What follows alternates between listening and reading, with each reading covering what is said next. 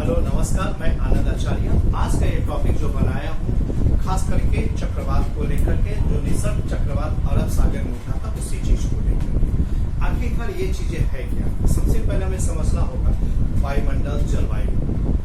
भूगोल में एक प्राकृतिक भूगोल आता है। प्राकृतिक भूगोल के अंतर्गत ही हमें स्थल मंडल, जल मंडल, वायुमंडल 3 सेक्शन है। लेकिन अगर एडवांस स्टडी की ओर जाएंगे तो स्थल मंडल को ही हम लोग भू आकृति विज्ञान कहते हैं, जल मंडल को हम लोग समुद्र विज्ञान कहते हैं और वायुमंडल को ही जलवायु विज्ञान कहते हैं। तो ये जलवायु विज्ञान के अंतर्गत ध्यान रखेंगे, जलवायु और मौसम एक समानार्थक है। मौसम और जलवायु एक समानार्थक है कि दोनों में बेसिक अंतर है। वो अंतर यह है कि मौसम दिन प्रतिदिन साल विशेष की चर्चा होती है, वही जलवायु के अंतर जलवायु लगभग 35 वर्षों का जो मौसमी जो लेखा जोखा है उसका एक फॉर्मेट, एक समान रूप को हम लोग जलवायु कहते हैं, जिसको क्लाइमेट कहते हैं। अब इसके अंतर्गत 5 तत्व आते हैं। कौन कौन है? जो मूल तत्व है, एक के जो पहला जो तत्व है तापमान, दूसरा वायुदाब, तीसरा पवन, चौथा आर्द्रता और 5वां वर्षा। ध्यान में रखेंगे 5।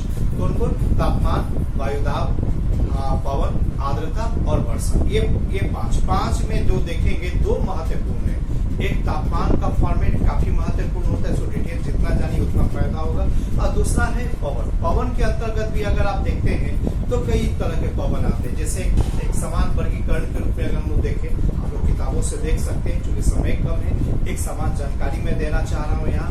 पवन के अंतर्गत भी हम लोग कई मतलब वर्ग और वर्ग में हम इसको बांटते हैं। सबसे पहले तो देखते हैं धरातलीय पवन, दूसरा है वायुमंडलीय पवन। वायुमंडलीय पवन में जेट स्ट्रीम आता है। धरातलीय पवन को पुनः धरातलीय और वायुमंडलीय था। वायुमंडलीय के एग्जाम्पल जेट स्ट्रीम, वहीं तक हमने बात को रखा।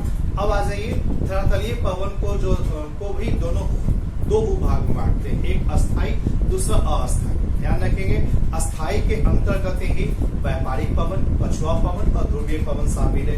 वही जो देखेंगे अस्थायी पवनों के अंतर्गत पुनः वर्गीकरण करते हैं, एक मौसमी पवन का और दूसरा जो है स्थानीय पवन। स्थानीय पवन में लू, चिनूक, मिस्टर, ये जो शब्द आता है स्थानीय, जो गर्म या ठंडा हो सकता है उसको है। लेकिन मौसमी पवन के अंतर्गत ही कई भाग है, उसमें एक भाग है चक्रवात का। तो चक्रवात आखिरकार हम लोग टॉपिक पर अब हम लोग आ गए हैं। चक्रवात आखिरकार है क्या? तो देखेंगे चक्रवात हवाओं का चक्राकार रूप है। शब्द से ही स्पष्ट है, चक्रवात है। चक्र मतलब चक्रीय रूप और वात मतलब वायु, यानी चक्री वायु का चक्रीय रूप को हम लोग चक्रवात कहते हैं। लेकिन ध्यान रखेंगे ये केवल चक्रवात शब्द के लिए नहीं, प्रति चक्रवात के लिए भी आता है। वायु का जो बवंडर है, जो चक्रीय रूप है, इसके लिए 2 आते हैं, एक चक्रवात यानी साइक्लोन, दूसरा प्रति चक्रवात यानी एंटी साइक्लोन। यहाँ ध्यान रखना है एंटी साइक्लोन एक चक्राकार रूप के केंद्र में HP रहता है, एंटी साइक्लोन में बाहर LP रहता है। LP यानी लो प्रेशर किसका? लो विंड प्रेशर। लेकिन हम लोग संक्षिप्त में LP शब्द कहते हैं। और इसमें केंद्र में क्या रहता है?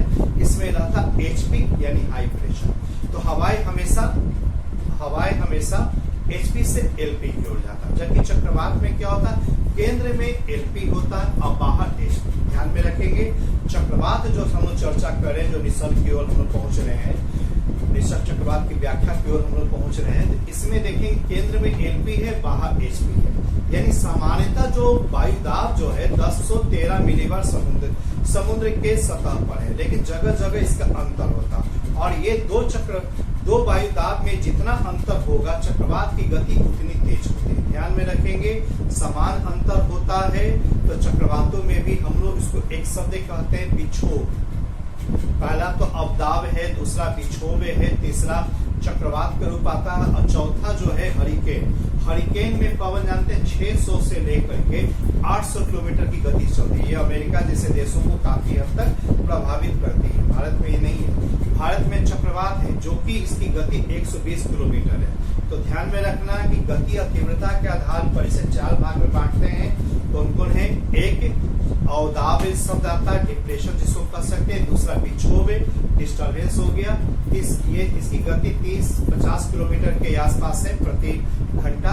लेकिन दूसरी जो तीव्र गति का है एक चक्रवात 120 किलोमीटर प्रति आवर। और इसके बाद जो आता चौथा जो आता है वो है आपका ये टॉर्नेडो जो 600 से 800 किलोमीटर प्रति घंटा से उससे कई कभी कभी बढ़ भी जाता है। तो ये चीजों को हम लोग देखें। अब अंतर हवाओं की तीव्रता जो था, क्यों?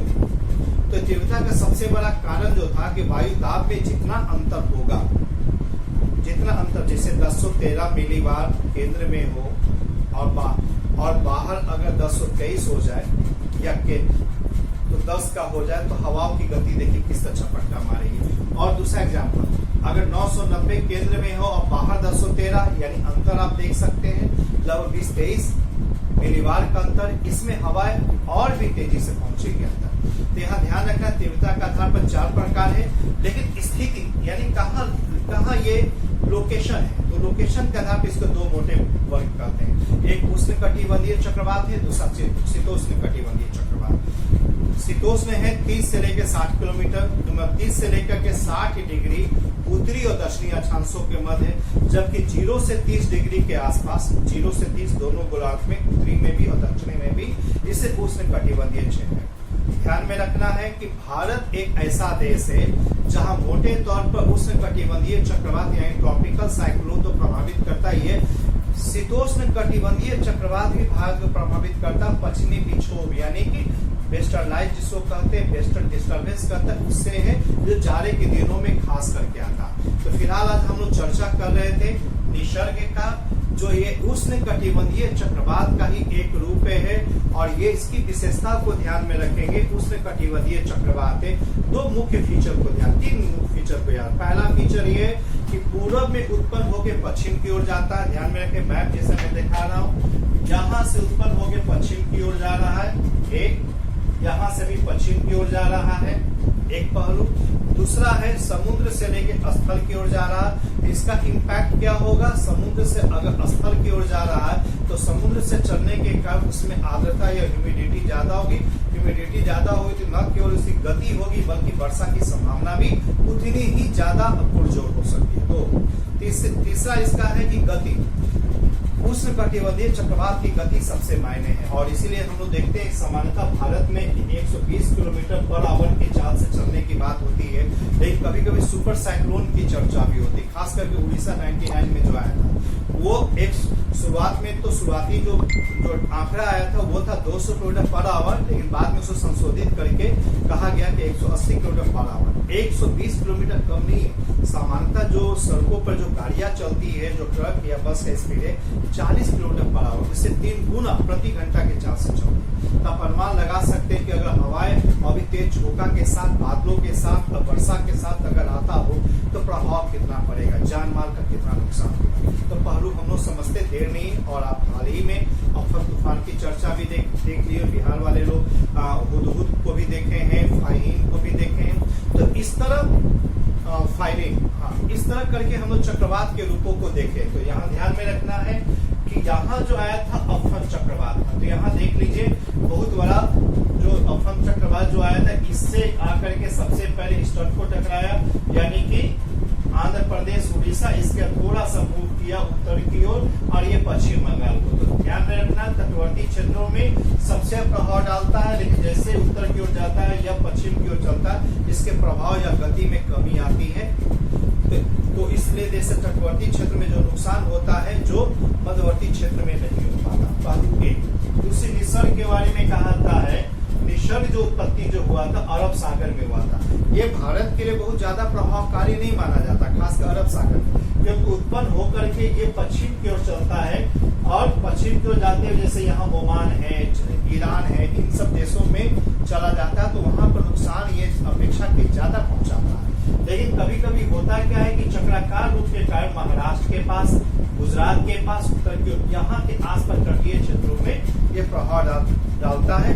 तटीय क्षेत्रों की गति थोड़ी सी तेज होती है, तो अरब सागर में जो उत्पन्न होता है, तो ध्यान रखना होगा कि कुछ जो है ना, ये तो प्रायः तो चला जाता है पश्चिम की ओर, लेकिन कभी कभी ऐसा होता है कि ये उत्तर की ओर और चक्राकार रूप के कारण महाराष्ट्र के क्षेत्रों को भी प्रभावित करती है। अगर गति थोड़ी तेज हुई, जैसा कि निसर्ग के बारे में 125 किलोमीटर पर आवर जो शुरुआती आंकड़ा जो हमें मिला, तो उस हिसाब से सोच सकते हैं कि अगर गति यहाँ तक पहुंची है तो थोड़ा आगे बढ़ करके महाराष्ट्र और तेलंगाना तो थोड़ा दूर पड़ सकता है, और ये कर्नाटक तक पहुंच सकता है, फिर यहाँ पर आप देख सकते हैं गुजरात तक के आसार पड़ते हैं।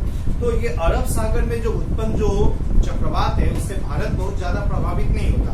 अगर होता भी तो महाराष्ट्र और गुजरात ही सबसे ज्यादा कारण बनते, क्योंकि जो चक्रीय रूप होता उसी चक्रीय रूप का यहाँ पर जो खास करके उत्तर की ओर जाता हुआ, इससे प्रभाव ज्यादातर ओमान को और ईरान को, पाकिस्तान को ज्यादा होता। हमारे देश में सबसे ज्यादा अगर जान माल का अगर नुकसान होता है तो खास करके बंगाल की खाड़ी में जो उत्पन्न है उसके साथ उस चक्रवात से सबसे ज्यादा नुकसान होता है। तो यहाँ इस चीज को हम आप समझे कि क्या प्रभाव पड़ा, कहाँ पड़ा। समुद्र किनारे है, इसलिए स्वाभाविक है समुद्र किनारे आर्द्रता वाली हवा आने से तेज झोंका पड़ता है, जिससे कि एक गति से भी, बारिश से भी काफी ज्यादा जनमानव का नुकसान होता है। यहाँ एक बात कहना चाहेंगे, जो नामाकरण का जो है, मैंने इस चीजों को अपने आलेख के माध्यम से भी कहा, मैं वेबसाइट पर भी चीजों की चर्चा किया, मैगजीन ने भी इस बात की चर्चा किया। ये नामाकरण सबका अलग अलग है। भारत के आसपास जो खास हिंद महासागर के आसपास है 8 देशों का ये ग्रुप है, और 8 देश इसके स्तर पर नामाकरण करते हैं। तो 8 देश कौन है, जैसे आप समझने का प्रयास करेंगे तो यहाँ पर है थाईलैंड, दूसरा म्यांमार, तीसरा बांग्लादेश, चौथा भारत है, यहाँ देख सकते हैं, यानी कि थाईलैंड, दूसरा है आपका म्यांमार, तीसरा बांग्लादेश, चौथा भारत, पांचवा श्रीलंका। तो 5 इसी की ओर है। इधर की ओर आएंगे तो एक मालदीव हो जाएगा, फिर यहाँ पर है पाकिस्तान और ओमान, पाकिस्तान, मालदीव। तो ये देश मिला करके हम लोग कर सकते हैं 8 देश अपने अपने स्तर पर, 8 देश से एक नाम हो जाता है क्रोनोलॉजी, और उसी के बाद से नामाकरण पहले ही तय कर दी जाती है। और तूफान अगर 20 से 25 किलोमीटर से ज्यादा गति की होती है तो उसका नामकरण को रख लिया जाता है कि ये तूफान है। और जो डिस्ट्रक्टिव हो गया, जिससे नुकसान काफी ज्यादा होगा, तो वो नाम दोबारा नहीं आता है, वो एक इतिहास के रूप में उसको मान लिया जाता है। जैसे निसर्ग से तबाही हुई, अफवाह से तबाही हुई, फिर दोबारा ये नाम सुनने को नहीं मिलेगा। पुनः नए साल में नए तूफान आएंगे, इसी साल में नए तूफान आएंगे, लेकिन नाम चेंज रहेगा। तो यह जो है, जैसे अफगान के बारे में कहा था थाईलैंड ने नाम किया था, जबकि निसर्ग के बारे में कहा था है कि बांग्लादेश ने यह नाम को दिया था। तो हम चक्रवात के रूपों को समझने का प्रयास किए, और कोशिश है कि नेक्स्ट वीडियो के माध्यम से पुनः कुछ नए तथ्यों के साथ आए और आप लोगों को ज्ञानवर्धन कराने का प्रयास करें। मेरा कहना यही है, ये क्लासरूम की चीजें हैं, और हमने जो क्लास में जो नहीं जा पा रहे, लॉकडाउन की अवस्था, इसीलिए मैं घर से वीडियो बना करके आप लोगों के सामने प्रस्तुत किया हूं। और आप लोग इसमें क्या अपेक्षा कर सकते हैं, क्या करना चाहते हैं, तो निश्चित तौर पर हमें अवश्य ही कमेंट करें। आज के लिए इतना ही, धन्यवाद।